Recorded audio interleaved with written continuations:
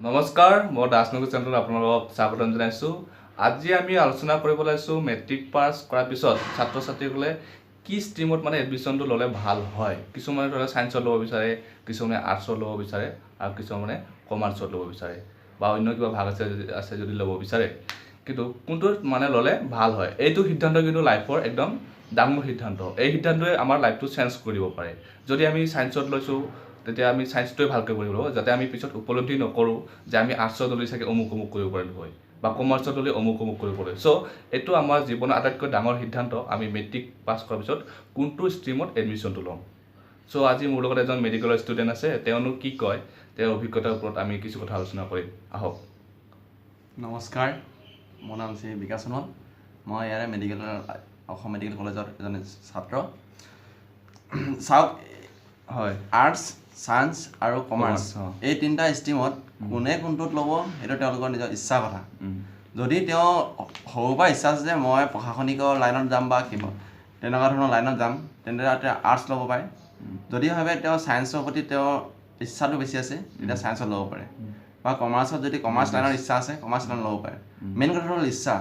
আৰু ছেকেণ্ড কথাটো হ'ল তেওঁলোকে যদি ভাবিছে মই ছায়েন্স ল'ম, তেওঁ প্ৰথমতে তেওঁ ছায়েন্সৰ কিতাপখিনি চাই লোৱা অকণমান দৰকাৰ। ছায়েন্সৰ কিতাপখিনি কি ছাবজেক্ট আছে, কি ছাবজেক্ট আৰু কেনেকুৱা বিষয়বস্তু আছে, এনেই অলপ ওপৰৰ পৰা চাই লোৱা দৰকাৰ। লগৰ কাৰোবাৰ বা বন্ধু বান্ধৱ বা দাদা ওচৰৰ পৰা চাই লোৱা ভাল। এই প্ৰথম ক্ষেত্ৰত হ'ল আৰ্টছ যদি ষ্ট্ৰীমত পঢ়ে তেতিয়া বস্তুটো আৰ্টছভাৱে গুচি যাব। যদি কমাৰ্চত পঢ়া কমাৰ্চ লাইনতে গুচি যাব। যদি ছায়েন্সত পঢ়া ছায়েন্সত পঢ়িলে তুমি আকৌ আৰ্টছলৈ কনভাৰ্ট হ'ব পাৰিবা, আকৌ ছায়েন্স ল'লে কমাৰ্চলৈও কনভাৰ্ট হ'ব পাৰিবা। আৰু ছায়েন্স পঢ়া তিনিটা স্ক'প থাকি যায় পিছত। আপুনি ক'ব গৈছে ছায়েন্স যদি পঢ়ে সি পিছলৈ কমাৰ্চত কনভাৰ্ট হ'ব পাৰে অতি সহজে, আৰু যদি আৰ্টছত কনভাৰ্ট হ'ব পাৰে আৰ্টছতো হ'ব পাৰে। কিন্তু যে আৰ্টছ লৈ আৰ্টছত গুচি যাবগৈ, ছায়েন্সত কনভাৰ্ট হ'ব নোৱাৰে। মই সেইটোৱে বুজাব পাৰিছোঁ। আৰ্টছত কওক এতিয়া কিহত ল'লে ভাল, আৰু তেওঁলোক কম মাৰ্কছ পাইছে বা কিবা তেনেকুৱা। কম মাৰ্কছ পাইছে, তেওঁৰ এজন ছাত্ৰই বা ছাত্ৰী এজনীয়ে কম মাৰ্কছ পোৱা বিভিন্ন কাৰণ থাকিব পাৰে। তেওঁৰ বেমাৰ আজাৰ বিভিন্ন কাৰণত তেওঁ মাৰ্কছ কম পাব পাৰে। তেওঁ যদি ইচ্ছা কৰে ছায়েন্সত ল'ম বুলি আগৰ পৰা যদি ইচ্ছা কৰি আছে, হঠাৎ মাৰ্কছটো কমি গ'ল, তেওঁ অসমত কেইখনমান নাম শুনা কলেজে নাই, বহুত কলেজ স্কুলতো আজিকালি কলেজ পাঠ্যক্ৰমটো বঢ়াই দিয়া হৈছে। আপুনি যিটো ছায়েন্সৰ ষ্টুডেণ্ট, আপোনাৰ পৰা জানিব বিচাৰিছোঁ যে হায়াৰ ছেকেণ্ডেৰী পাছ কৰি ছায়েন্স ষ্টুডেণ্টৰ স্ক'প কি? হায়াৰ ছেকেণ্ডেৰী পাছ কৰি, just higher secondary pass. Higher secondary pass কৰি ছায়েন্সৰ স্ক'পবোৰ কথা ক'বলৈ গ'লে বহুত ধৰণৰ স্ক'প আছে। ডক্টৰ ইঞ্জিনিয়াৰ কথাটো সকলোৱে জানে, এইটো কথা নক'লেও হ'ব। ছেকেণ্ডেৰী কিছুমান স্ক'প আছে, যিখিনি স্ক'প তেওঁলোকৰ লেভেলৰ নহয়, কিন্তু মানুহে জীৱনটো চলি যাব পাৰে সেইখিনি লাইন লৈ। প্ৰথমতে আহিলে তোমাৰ পেৰামেডিকেল তোমাৰ এইটো এটা মেডিকেল লাইন হয়। পেৰামেডিকেলত তোমাৰ ধৰণৰ ৰেডিঅ'গ্ৰাফাৰ হ'ব পাৰা, তাৰপিছত লেবৰেটৰী টেকনিচিয়ান হ'ব পাৰা, তাৰপিছত তোমাৰ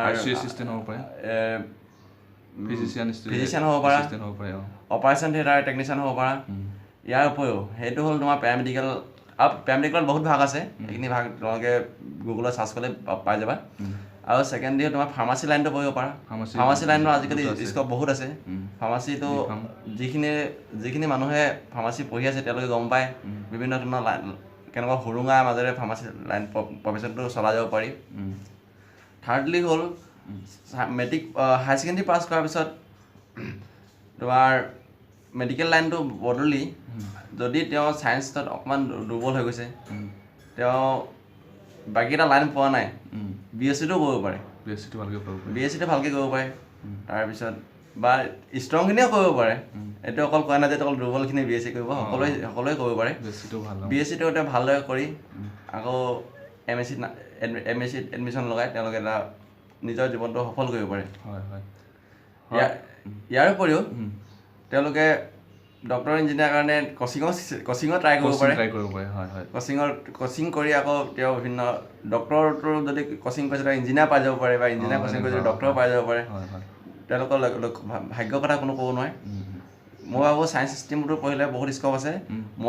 মইতো নগণ্য কিছুমান কথা জানো, গুগলত চাৰ্চ কৰিলে তুমি বহুত কথা গম পাব পাৰিবা। আৰু ডাঙৰ মানুহকো সুধি চাব পাৰা হয় যেহেতু আপুনি সায়েন্সৰ ষ্টুডেণ্ট মই আপোনাৰ পৰা লাষ্টত জানিব বিচাৰিছোঁ যে সায়েন্স ষ্ট্ৰীমত ফাৰ্ষ্ট ইয়াৰ হওক বা ছেকেণ্ড ইয়াৰ হওক মানে কি তাৰ লগত কিতাপ পাব কেনেকুৱা ধৰণৰ কিতাপ ছাবজেক্ট কেইটা অলপমান সায়েন্স ষ্ট্ৰীমত 6টা ছাবজেক্ট আছে তোমাৰ প্ৰথমতে থাকিল কেমেষ্ট্ৰি আহিল chemistry biology physics maths Assamese আৰু ইংলিছ আৰু তোমালোকেতো বায়'লজিৰ বিষয়ে অলপ ইণ্ট্ৰডাকশ্যন হৈছাই মেট্ৰিকৰ আগত ইণ্ট্ৰডাকশ্যন হৈছা কেমেষ্ট্ৰিৰ বিষয়ে ইণ্ট্ৰডাকশ্যন হৈছা আৰু ফিজিক্সৰ বিষয়ে ইণ্ট্ৰডাকশ্যন হৈছা মেথছটো ক'বই নালাগে সৰুৰ পৰা পঢ়ি আহিছা ইংলিছ আছামিছটোতো কমন ছাবজেক্ট এইকেইটাতো ছাবজেক্ট জানিবই লাগিব ছাবজেক্টখিনিৰ বিষয়ে তোমালোকে অলপ ধাৰণা আছে তোমালোকৰ সেইখিনি ধাৰণাকে যেনিবা বহল ভিত্তিত ক্লাছ 10ৰ বিজ্ঞানখনে আৰু ক্লাছ 10ৰ বিজ্ঞানখনকে বহল ভিত্তিত ওপৰত আলোচনা কৰা হয় ইমানে ধন্যবাদ বহুত ধন্যবাদ জনাইছোঁ আপোনাৰ কথাখিনি পুৰা মুহূৰ্তপূৰ্ণ কথা কৈছে কিন্তু আমি এইখিনিতে আকৌ এবাৰ কৈছোঁ যাতে মেট্ৰিকটো পাছ কৰি আপোনালোকে বেলেগৰ কথা শুনি বা বেলেগৰ ছাপৰ্টত কামটো কৰিব নালাগে নিজৰ যি ইচ্ছা জানক কামটো কৰক এখেতে কোৱাৰ দৰে যদি ছায়েন্সত পঢ়িব গৈছে ছায়েন্সৰ কিতাপখিনি আগতে অধ্যয়ন কৰি চাওক কেনেকুৱা আৰ্টছৰ হ'লে আৰ্টছৰ তেনেকুৱা চ' আমি ধন্যবাদ জনাইছোঁ